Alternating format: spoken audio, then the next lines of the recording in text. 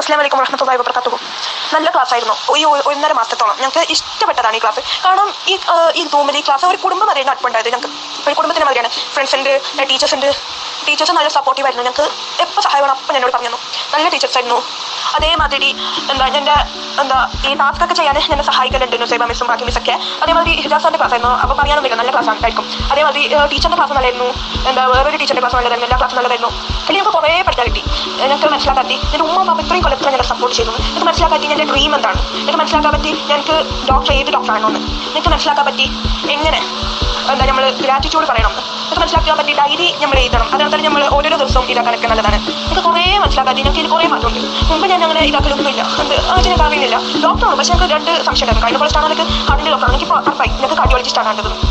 എൻ്റെ ടീച്ചേഴ്സ്, എൻ്റെ ഫ്രണ്ട്സ് എല്ലാവരും എന്നെ സപ്പോർട്ട് ചെയ്തു. എൻ്റെ ഡ്രീംസ്, എൻ്റെ എയിംസ് കണ്ടുപിടിക്കാൻ. അതേമാതിരി ഞങ്ങൾക്ക് ഭയങ്കര ഇഷ്ടമായിരുന്നു ഈ ക്ലാസ് ഒരു കുടുംബത്തിനായിട്ട് ഞങ്ങൾക്ക് കൂടുതലായിരുന്നു. ഒരു ഫാമിലി മെമ്പേഴ്സ് മാതിരിയാണ് എല്ലാവരും. പക്ഷേ ഭയങ്കര വിഷമമാണ് ഇപ്പോൾ ഈ ക്ലാസ്